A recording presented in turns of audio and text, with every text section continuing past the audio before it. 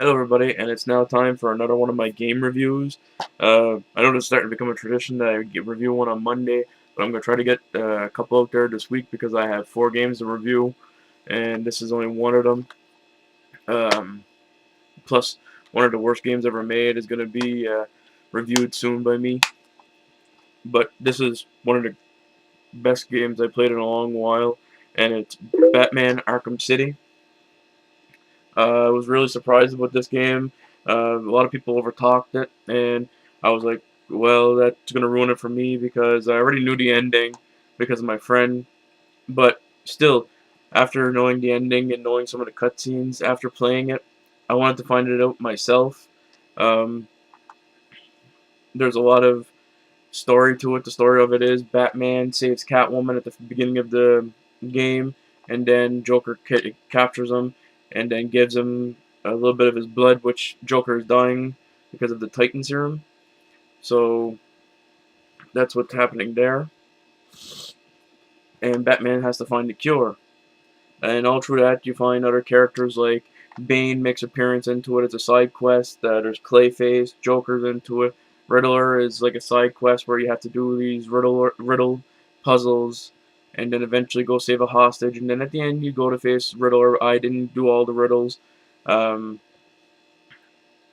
um, there's Ra's al Ghul, which you do fight in a weird fashion. Um, Mr. Freeze, which is pretty cool because Mr. Freeze, you have to use different techniques every time to beat him, so which is pretty cool. There's the phone killer. I can't remember his name for the life of me right now. If anybody does, please leave a comment below.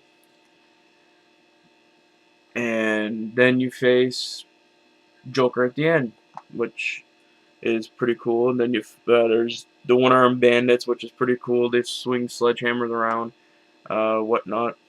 And then there's another side quest where you have to find these weird symbols, and at the end you figure out what the weird symbols mean. I did that part. I did a lot of the side quests. The only thing I didn't finish off was the Riddler stuff because you needed Catwoman, the Catwoman stuff, and my code for some reason didn't want to work. I don't know why. It just didn't want to work. So I'm looking for the Game of the Year edition, and then I will replay it like that. And plus, I'll have the Harley Quinn uh, side mission and other stuff like Nightwing and Robin and all that.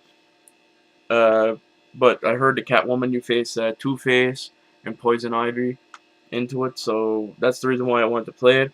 And then I don't have the, like I said, the download content, so I can't play the parts. I did get a lot of the trophies. I got most of the game's trophies, and then I did most of the side stuff. Like with Bane, Bane is pretty cool, but I didn't like the part where you had to face like almost an infinite amount of people coming in and after you, and Bane is like almost hitting you every time. So yeah, there is a lot of cool gadgets into this, like the batarang that you can control with your controllers, the basic stuff like the batarang, back hook. Um, then there's the explosive stuff, which you do see in the first game, which is this is the sequel to Batman Arkham Asylum. Um, then there's the freeze gun, where you can throw freeze grenades and everything like that, and then shoot freezing stuff, which you do get after you defeat freeze. Um, I'm not going to spoil the ending for you, but this ending of the game did have the greatest line in gaming history for a long while. The graphics are overall perfect. As you go through the game, Batman's suit starts to get ripped up and tore apart.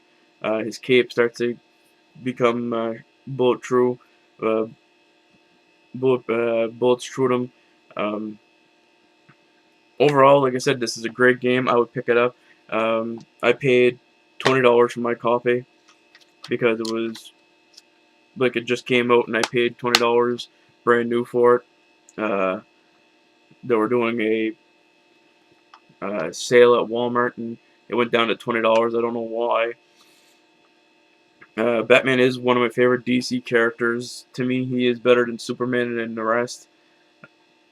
So, like I said, I'm a big superhero fan. So, the minute I seen this, and Joker is like one of my favorite villains.